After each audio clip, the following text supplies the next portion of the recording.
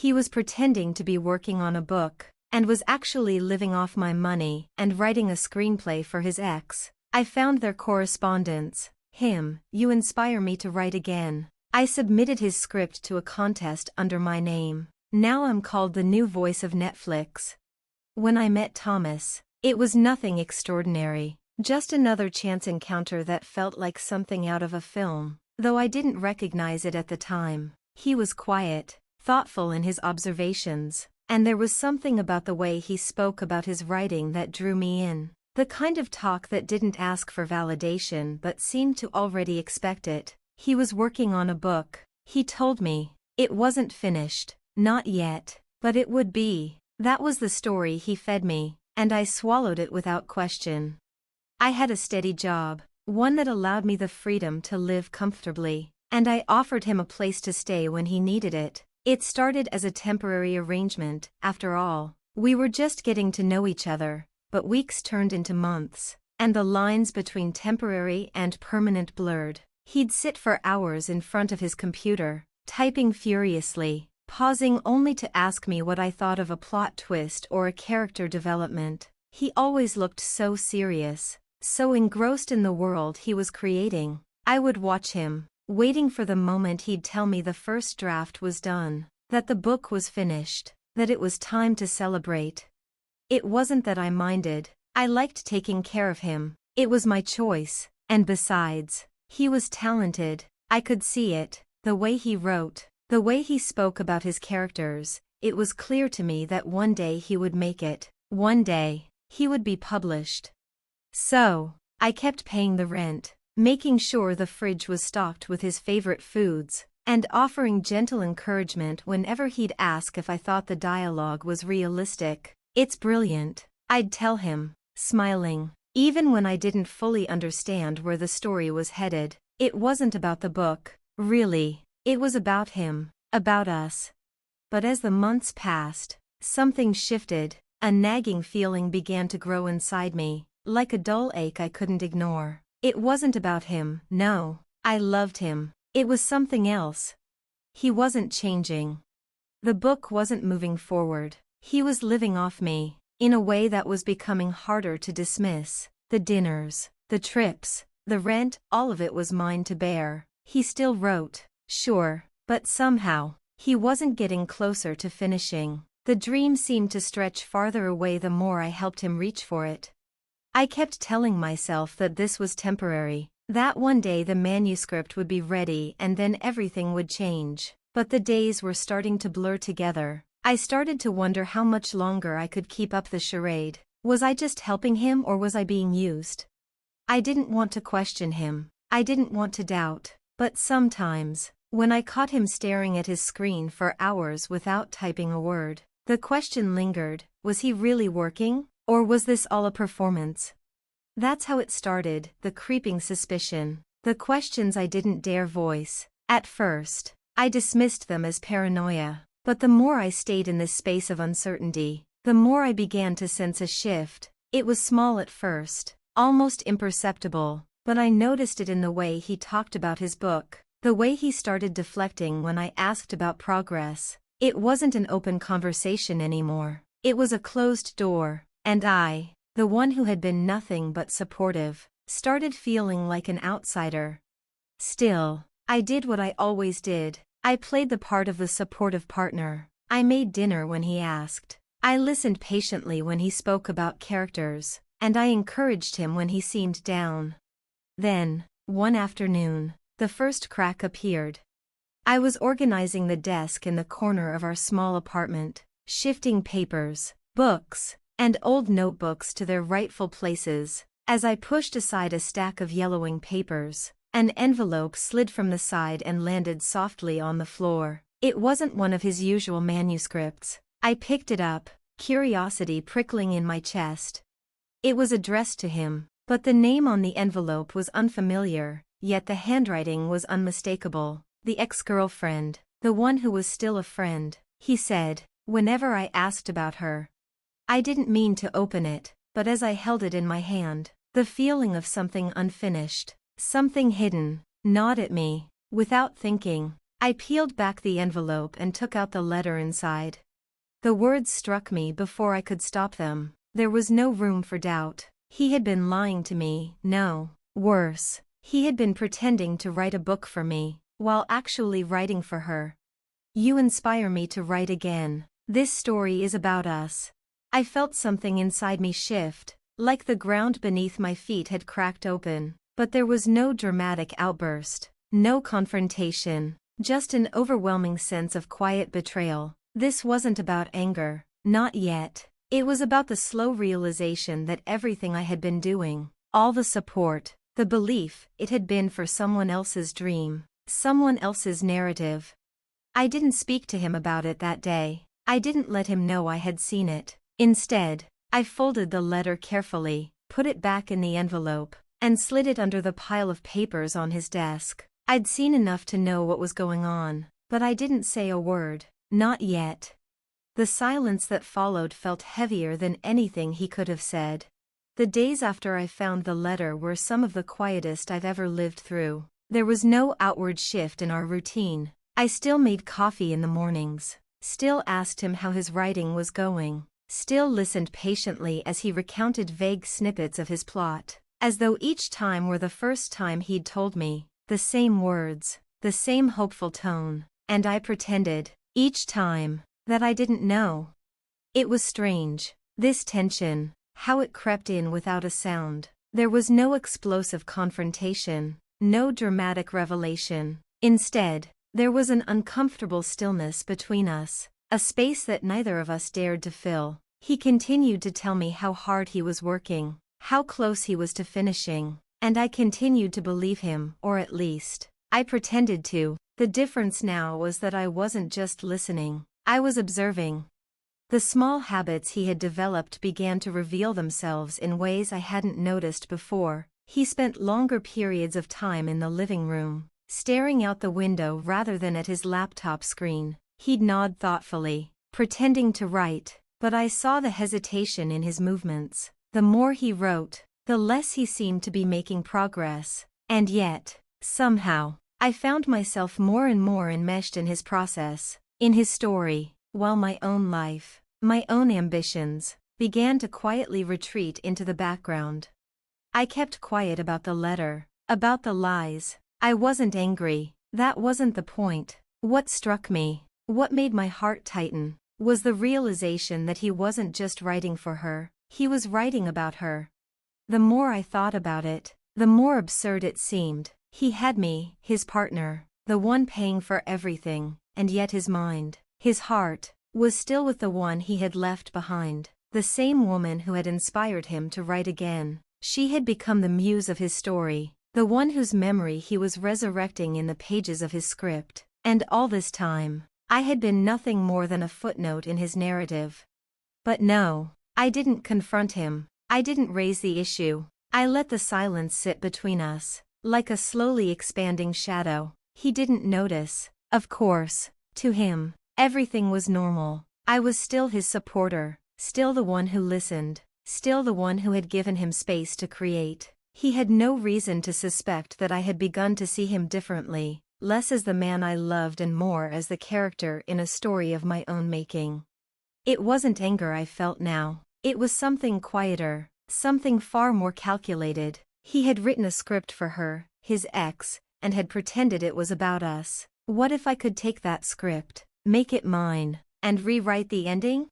I started thinking about it, slowly at first, like the thoughts were crawling into my mind, too hesitant to be fully formed. I could do it. I could take what he had made, what he had crafted so carefully for her, and turn it into my own success. The more I thought about it, the more the idea began to settle in my mind, until it felt like the most natural course of action.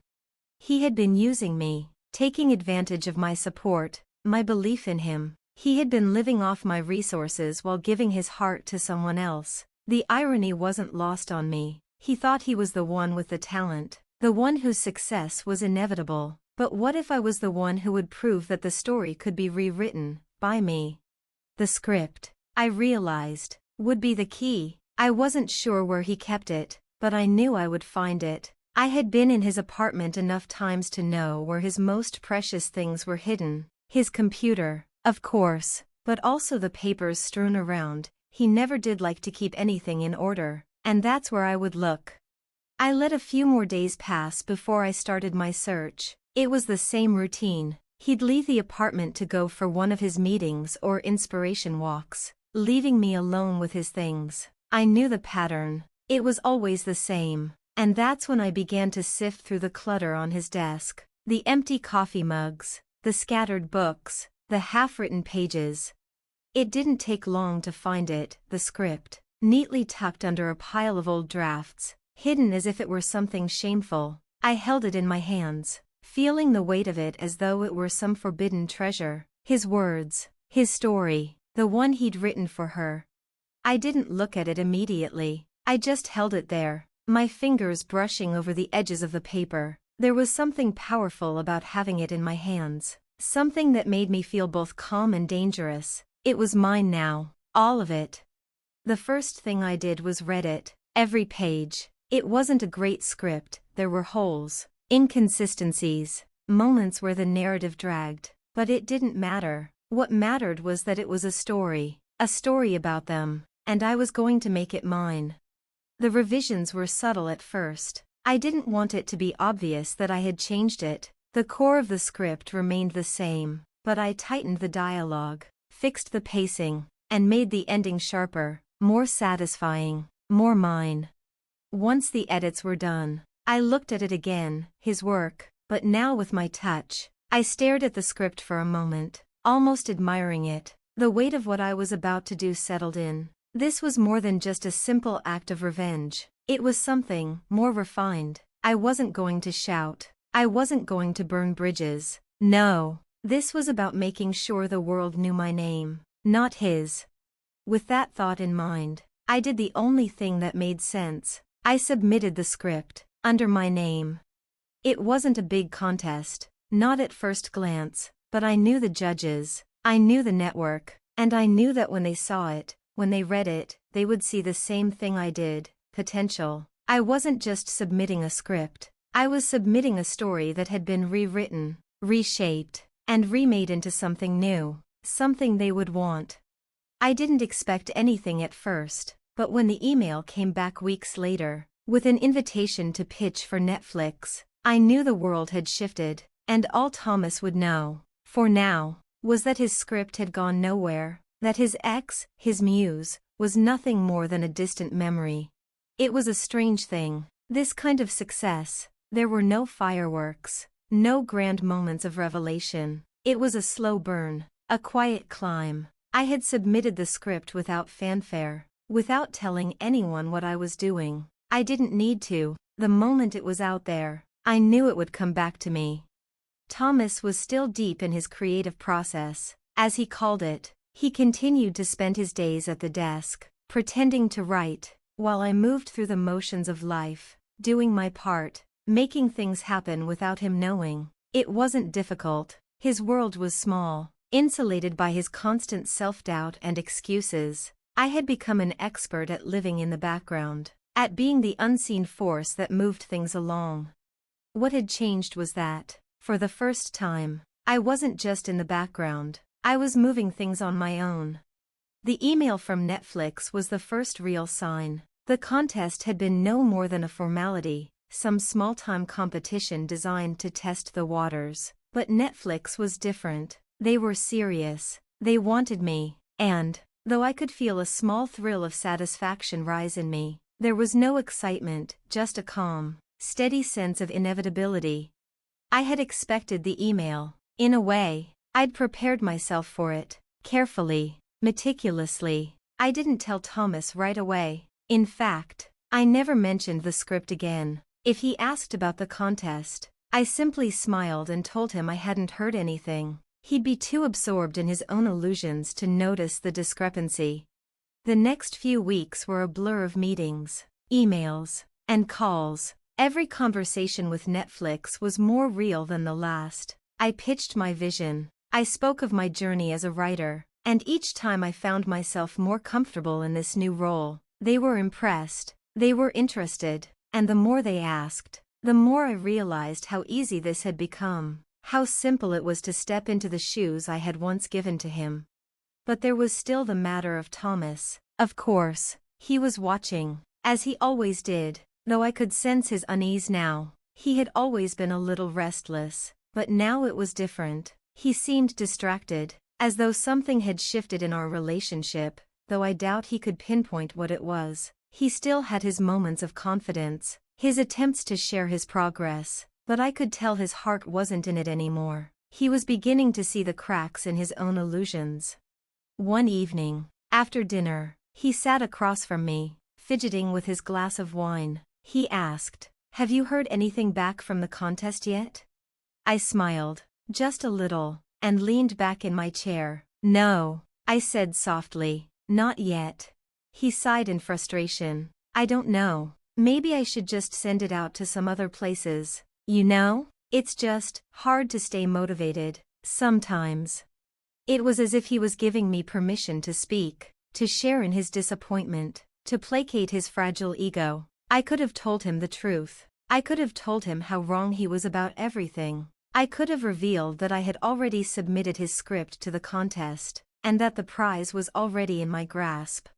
But I didn't. I didn't need to. His failure was written on his face, and I knew that the real story, his story, was already over. He just hadn't realized it yet. A week later, I received another email, a meeting request. The details were simple enough. They wanted me to come in for a pitch session at Netflix headquarters. I waited until he was out for the day, for one of his long writing sessions. When the door clicked shut behind him, I stood up and moved to the table, taking the script with me. I went over it one more time, just to be sure. There were no more changes to make. It was ready. The only thing left to do was show the world what I had created. I smiled as I printed the final version. A simple action, but one that held so much weight. This was no longer Thomas's story. This was mine.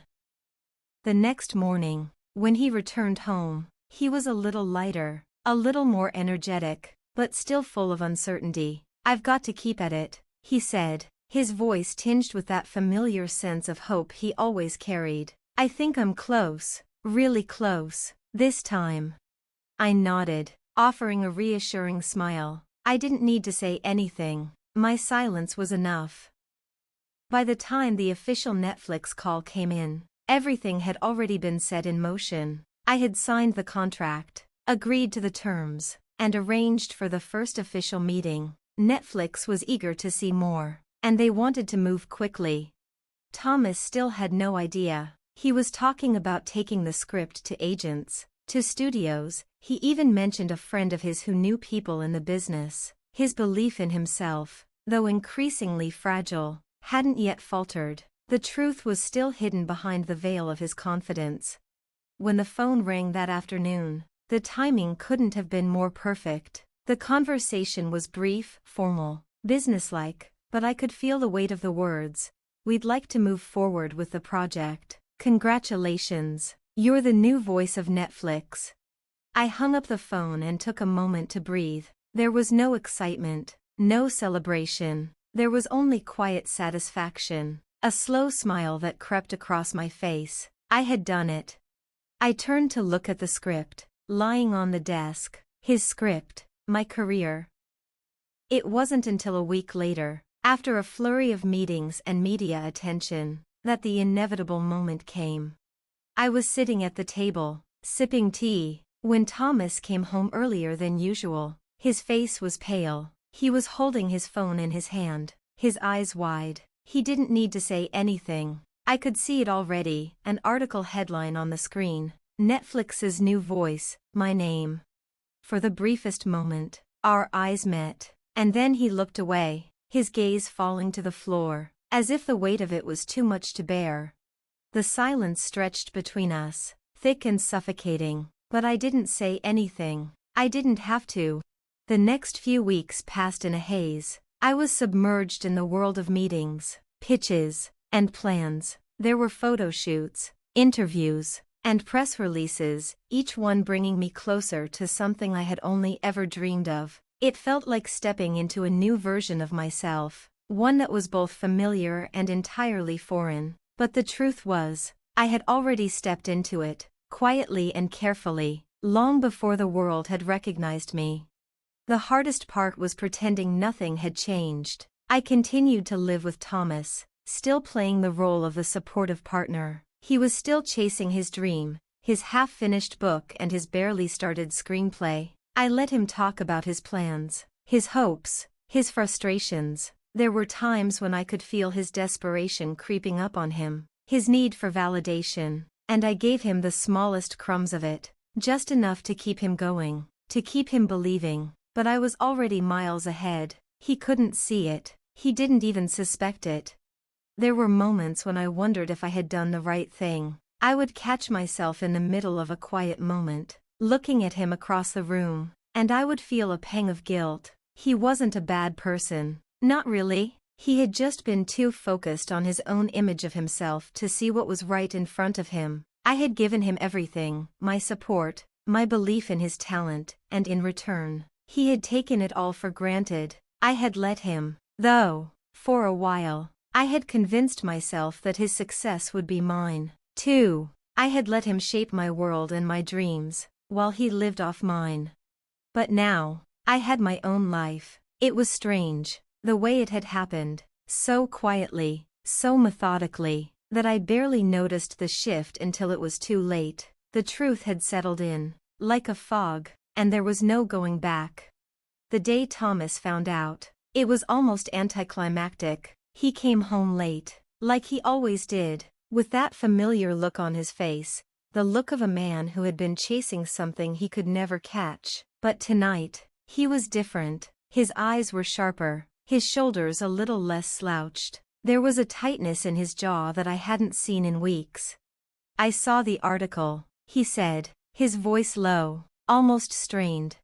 I didn't say anything at first. I simply set down my glass of wine and looked at him. There was nothing to hide anymore.